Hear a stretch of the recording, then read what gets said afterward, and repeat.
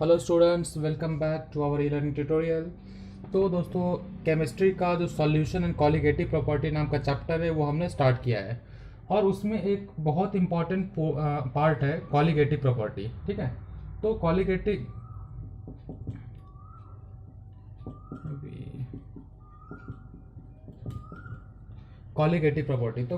Property हमने start किया था।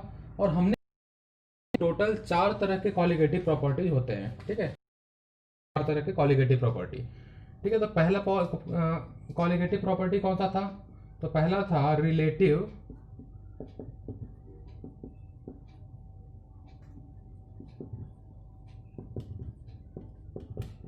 In vapour pressure, relative lowering in vapour pressure. ठीक है, पहला हमने कॉलिगेटिव प्रॉपर्टी की स्टडी किया था।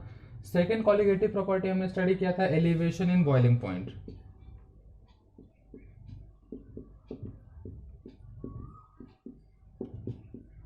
एलिवेशन इन बॉइलिंग पॉइंट दूसरा हमने ये स्टडी किया था। तीसरा कॉलिगेटिव प्रॉपर्टी होता है depression in freezing point.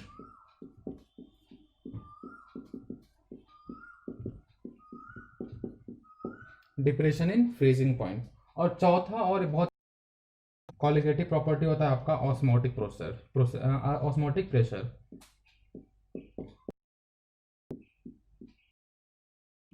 Okay, तो इन 4 कॉलिगेटिव प्रॉपर्टी में से हमने अभी तक relative lowering in vapour pressure, इसको मैंने दूसरा नाम क्या बोला था, इसका शॉर्ट फॉर्म मैंने बोला था RLVP। ठीक है, RLVP हमने देख लिया है। सेकंड हमने देखा है एलिवेशन इन बॉइलिंग पॉइंट। आज हम लोग ये दोनों कवर करने वाले हैं, दोनों बहुत इंपॉर्टेंट है, depression in freezing point and osmotic pressure. ठीक है, तो depression in freezing point and osmotic pressure आज हम लोग स्टार्ट करते हैं। तो सबसे पहले मैं थर्ड क्या करूंगा, थर्ड जो कॉलिगेटिव प्रॉपर्टी वो ले लेता हूँ, depression in freezing point. Okay, depression मतलब क्या होता है? डिप्रेशन मतलब होता है डिक्रीज होना। राइट, क्या होता है डिप्रेशन मतलब? डिक्रीज होना।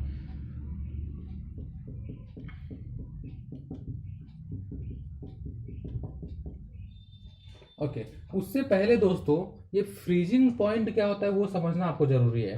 तो आज तक आपने फ्रीजिंग पॉइंट का क्या डेफिनेशन पढ़ा था? The temperature at which liquid starts converting into solid, that temperature is called freezing point। अब तक हमने फ्रीजिंग पॉइंट का यही डेफिनेशन पढ़ा था।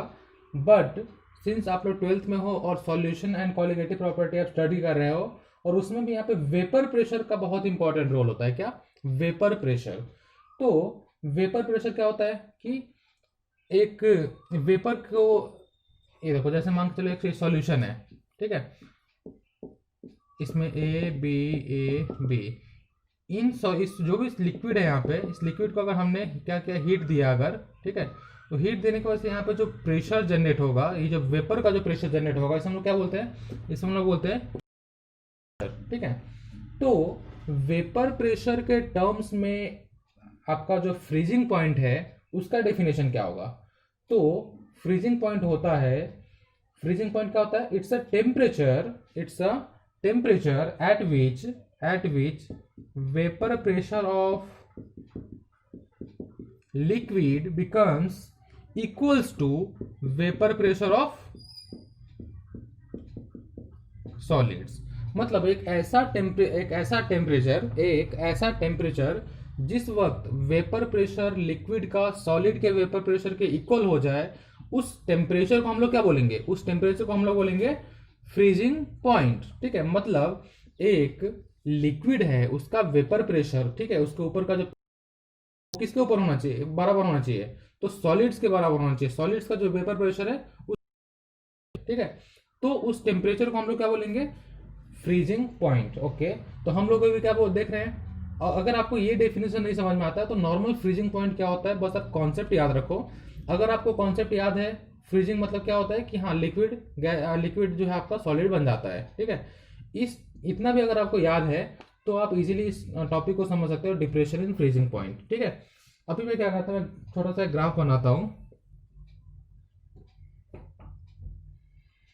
लेट अस अज्यूम कि आपके पास एक सॉल्यूशन है। ओके, उस सॉल्यूशन में जब वो प्योर सॉल्वेंट था, ठीक है, प्योर सॉल्वेंट का, ओके, इसमें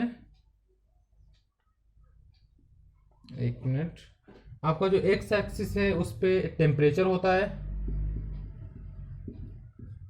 टेम्परेचर है, और वाई एक्सिस पे क्या है, वेपर प्रेशर। ठीक है, एक्स एक्सिस पे क्या है, टेम्परेचर, वाई एक्सिस पे क्या है, वेपर प्रेशर।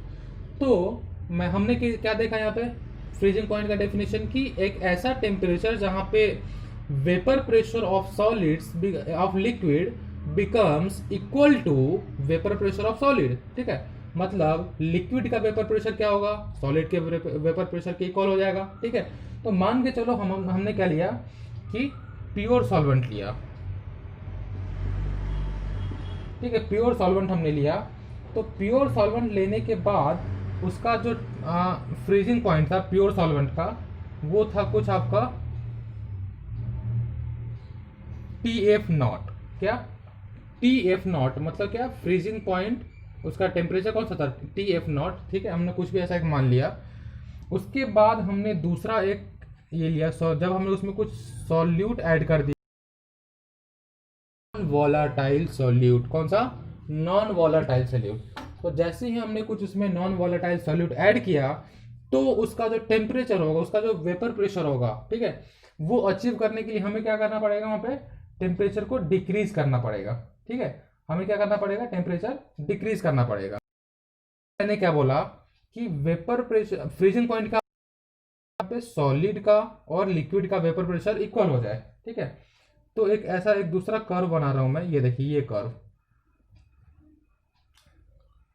ये सॉलिड सॉल्वेंट का है। ठीक है, अभी देखिए ये सॉलिड का है, मतलब वेपर प्रेशर सॉलिड का, ओके, ये इसको मैं देखता हूं टी एफ दे देता हूं, इसका नाम टी एफ। ठीक है, ये प्योर सॉल्वेंट था और नीचे वाला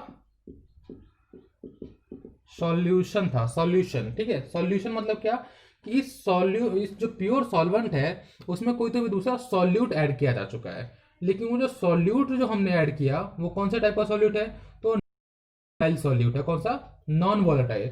अब दोस्तों नॉन वोलेटाइल सॉल्यूट क्या होता है, मैंने आपको पहले बताया है कि एक ऐसा सॉल्यूट जिसके वजह से वेपर प्रेशर में कोई कंट्रीब्यूशन ना हो, मतलब वो अगर ऐड होता है तो वेपर प्रेशर कंट्रीब्यूशन ना हो, मतलब क्या, वो जो सॉल्यूट है वो वेपर प्रेशर क्रिएट नहीं करता है, मतलब उसका वेपर नहीं बनता है, लेकिन सॉल्यूशन में उसका कंसंट्रेशन इंक्रीज होता है, इस वजह से वहां पे वेपर प्रेशर क्या होता है, चेंज हो जाता है, मतलब डिक्रीज होता है। ठीक है, तो हमने क्या किया, टेम्परेचर कम किया, तब जाकर के ये देखिए, ये जो मैं जो कर्व जो बनाया हूं, ये सॉलिड का है, ये प्योर सॉल्वेंट का है, ये सॉल्यूशन का है। ठीक है, तो जब सॉलिड का वेपर प्रेशर सॉल्यूशन के इक्वल हो जाता है, मतलब लिक्विड के इक्वल हो जाता है, उसको हम लोग क्या बोलते हैं, उसको हम लोग बोलते हैं फ्रीजिंग पॉइंट।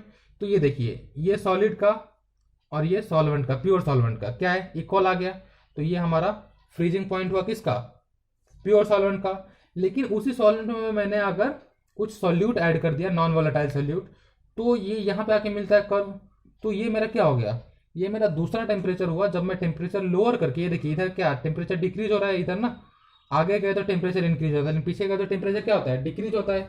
तो टेम्परेचर अगर वहां पे डिक्रीज हो रहा है, तो डिक्रीज होने की वजह से क्या हो रहा है कि इसका, ठीक है, तो हमें यहां से क्या मिल रहा है, डेल्टा टी एफ मिल गया, delta T F. Delta T F क्या होता है, तो ये हो जाता है T F not minus T F.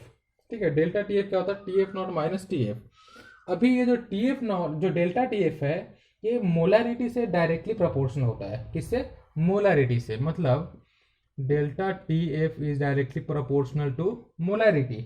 अगर वो मोलारिटी से डायरेक्टली प्रोपोर्शनल है, ठीक है, अगर वो मोलारिटी से डायरेक्टली प्रोपोर्शनल है, तो क्या होगा, तो delta T F equals to, इसमें कुछ तो भी मैं कांस्टेंट डाल देता हूँ, के एफ इंटू एम। ठीक है, के एफ इंटू एम।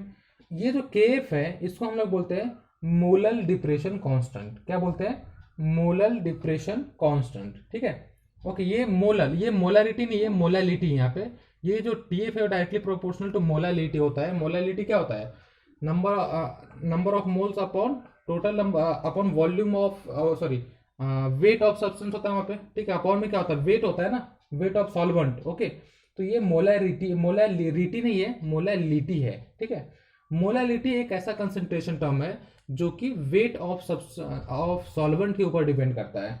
ओके, ये क्या होता है, वेट ऑफ जो सॉल्वेंट है उसके ऊपर डिपेंड करता है।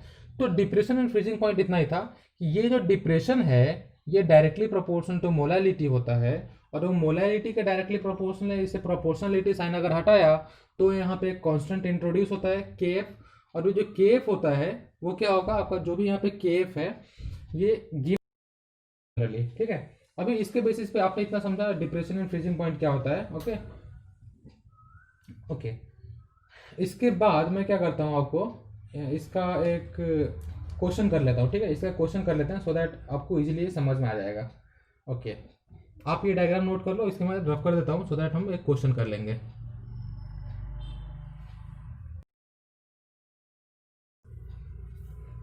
मतलब इस कॉन्सेप्ट में क्या था डिप्रेशन इन फ्रीजिंग पॉइंट, कि ये जो भी डिप्रेशन था, जो भी वहां पे डेल्टा TF था वो डायरेक्टली प्रोपोर्शनल टू मोलालिटी होता है, बस इतना ही उसमें बोला था। ओके, एक क्वेश्चन है 50 सेंटीमीटर क्यूब ऑफ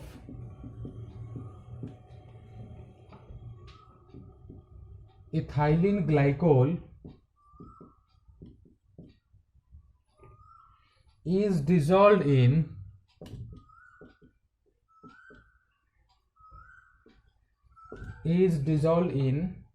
50 ग्राम, क्या बोला, 50 centimetre of ethylene glycol is dissolve in 50 gram water, ठीक है। 50 centimetre cube of ethylene glycol is dissolve in 50 gram water. The freezing point of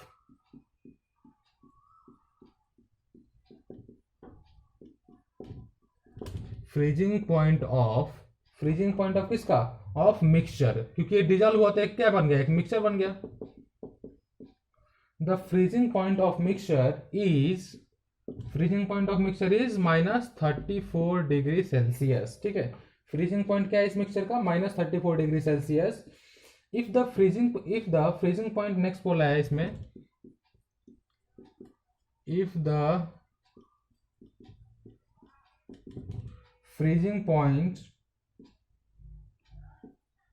of water is 0 degree Celsius, अगर water का freezing point कितना है 0 degree Celsius, and KF जो आपका जो constant था, क्या ये जो आपका जो भी यहाँ पे कांस्टेंट था, कांस्टेंट कितना दिया वाटर के लिए, KF for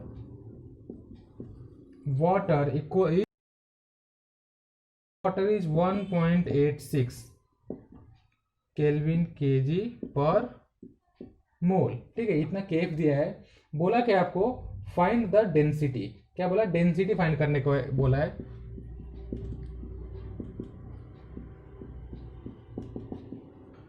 find the density of ethylene glycol. Okay, आपको इथाइलिन ग्लाइकोल का क्या बोला, डेंसिटी फाइंड करने को बोला है, ठीक है।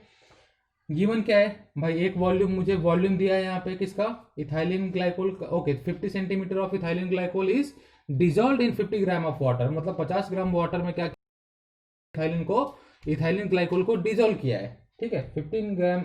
ओके, डिजॉल्व करने का बोला क्या है, the freezing point of mixture is -34 degree Celsius, मतलब जो मिक्सचर है दोनों का मिलाने के बाद जो मिक्सचर बना, वो मिक्सचर क्या हो रहा है, -34 डिग्री सेल्सियस पे फ्रीज हो रहा है। ओके, लेकिन वाटर का फ्रीजिंग पॉइंट कितना होता है, 0 डिग्री सेल्सियस। अभी देखो 0 डिग्री सेल्सियस में जब इसने ग्लाइकोल, ये जो इथाइलिन ग्लाइकोल है उसको ऐड किया, तब जाके इसका फ्रीजिंग पॉइंट क्या हो रहा है, डिप्रेस हो रहा है, मतलब कम हो रहा है। तो कितना हो रहा है, कम, 34 से कम हो रहा है। तो ओके, सबसे पहली बात इसका हमें फॉर्मूला क्या अभी हमने डिराइव किया था, हमने फॉर्मूला निकाला था, delta TF is equals to KF into molality. Okay, delta TF कितना है 34 इक्वल्स टू KF कितना है, KF समथिंग दिया है 1.86 इंटू। अब मोलैलिटी क्या होता है, मोलैलिटी क्या होता है, गिवन मोल्स अपॉन जो भी उसका वेट ऑफ सॉल्वेंट है। ओके, वेट ऑफ सॉल्वेंट यहाँ पे क्या होता है, 50 ग्राम दिया है, तो ग्राम को पहले आपको केजी में कन्वर्ट करना होगा। ओके, तो ग्राम को केजी में कन्वर्ट करने के लिए हम क्या करते हैं, 1000 से डिवाइड कर देते हैं। ओके, इसका गिवन वेट कितना है इथाइलिन ग्लाइकोल का, हमें नहीं पता, मान के चलो x दिया है, अपॉन इथाइलिन ग्लाइकोल का स्ट्रक्चर क्या होता है पहले मैं वो बता दूं आपको, CH2 OH OH। ओके, अब यहाँ से आप देख सकते हो इसका ये क्या है, इथाइलिन ग्लाइकोल ऐसा दिखता है कुछ। अब इथाइलिन ग्लाइकोल का हम लोग अगर मॉलिक्यूलर वेट कैलकुलेट करें 62, ओके, डाल दिया। मोलैलिटी क्या होता है, मोल अपॉन वेट, अभी मोल्स क्या होता है, given weight upon molecular weight, वो मैंने डाल दिया यहाँ पे। अपॉन वॉल्यूम, वॉल्यूम कितना, अपॉन वॉल्यूम नहीं, upon weight of solvent, weight of solvent कितना है 50 ग्राम, 50 अपॉन 1000, 1000 क्यों, क्योंकि मैंने उसको 50 से केजी में कन्वर्ट कर लिया। ओके, केजी में हमने क्या किया यहाँ पे, कन्वर्ट कर लिया इसको। तब जा करके हम इसको जो सॉल्व करते हैं, then we will get x equals to, हमें क्या मिलेगा, x इक्वल्स टू हमें मिलेगा something 5, okay, into 34 upon 3, okay, ये मिलता है which is equals to about 56.66 gram. क्या है, ओके, पहले आप क्वेश्चन लिख लो, ये क्वेश्चन अगर आपने लिख लिया तो मैं क्या करता हूँ आगे का सॉल्व करके बताता हूँ आपको और इजीली, ठीक है। तो यहाँ पे क्वेश्चन में क्या था, 50 centimetre cube of ethylene glycol is dissolved in 50 gram water, मतलब 50 ग्राम वाटर था जिसमें 50 सेंटीमीटर क्यूब इथाइलिन क्या किया था, डिजॉल्व किया था। और इथाइलिन को डिजॉल्व करने के बाद उसका फ्रीजिंग पॉइंट क्या हुआ, 0 से चेंज होकर के -34 डिग्री सेल्सियस चला गया। और उन्होंने जो केव का वैल्यू था, केव का वैल्यू क्या दिया था 1.86, और हमें बोला है डेंसिटी निकालने के लिए। और डेंसिटी क्या होता है, density equal to mass upon volume, mass दिया है क्या, नहीं दिया है, तो मास आपको क्या करना है, फाइंड आउट करना है।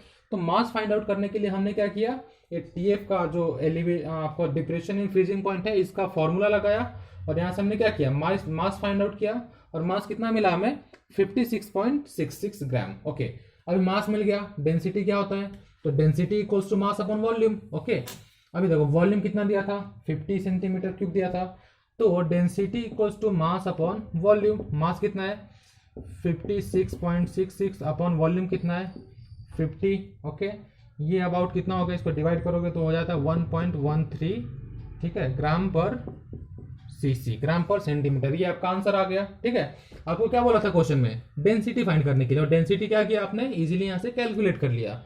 तो इसी टाइप के क्वेश्चन ही बनते हैं जेई में भी, नीट में भी, हर तरह हर जगह पे इसी टाइप के क्वेश्चन पूछे जाते हैं इसके ऊपर। इससे कोई बहुत ज्यादा कॉम्प्लिकेटेड क्वेश्चन यहाँ पे नहीं आता है। ठीक है, अभी हमने ये क्या देखा, तीसरा जो आपका कॉलिगेटिव प्रॉपर्टी था वो हमने स्टडी कर लिया। अभी फोर्थ कॉलिगेटिव प्रॉपर्टी बहुत इंपॉर्टेंट है, जो कि है आपका ऑस्मोटिक प्रेशर। क्या होता है fourth colligative property, osmotic pressure. ठीक है, आज हम लोग ऑस्मोटिक प्रेशर तक देखेंगे क्या क्या होता है। ऑस्मोटिक प्रेशर थोड़ा सा लंबा टॉपिक जाएगा। ओके, क्या टॉपिक है, ऑस्मोटिक प्रेशर। ठीक है, ऑस्मोटिक प्रेशर में सबसे पहले वर्ड क्या आता है, ऑस्मोसिस। प्रेशर तो आपको पता है, ऑस्मोसिस सबसे पहले यहाँ पे वर्ड आ जाता है। तो ऑस्मोसिस देखेंगे। ऑस्मोसिस देखने से पहले एक इंपॉर्टेंट टर्म आ जाता है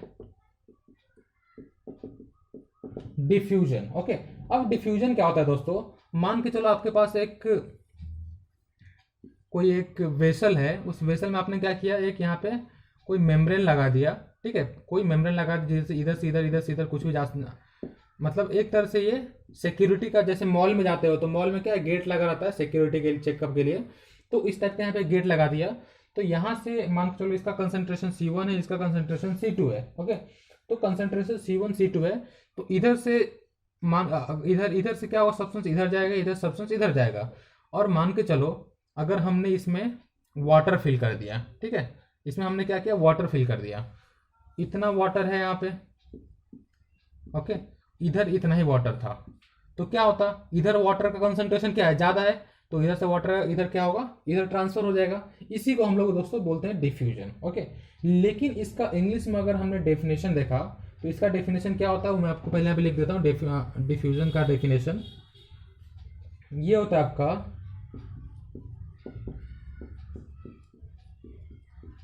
इट्स नेट मूवमेंट। क्या होता है diffusion, it's net movement of any substance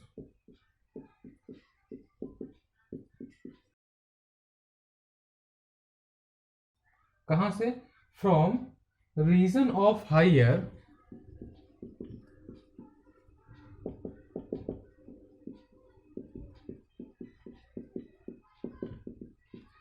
from region of higher concentration to lower concentration.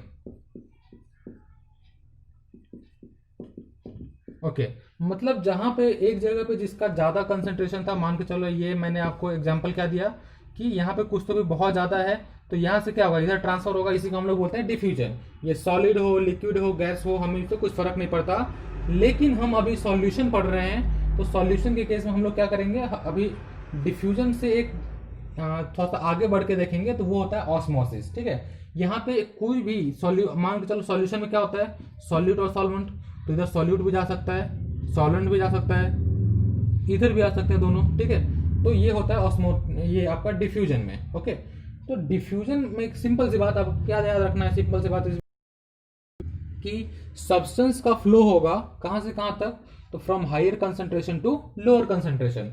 जिसका जिधर अगर इधर ज्यादा पार्ट है तो ये कम पार्ट की तरफ क्या होगा, फ्लो करेगा। ओके, इसके बाद जो मैंने आपको बताया ऑस्मोसिस। ऑस्मोसिस क्या होता है दोस्तों, ऑस्मोसिस में मैं आपको बता देता हूं यहाँ पे, होप आपको डिफ्यूजन समझ में आ गया होगा।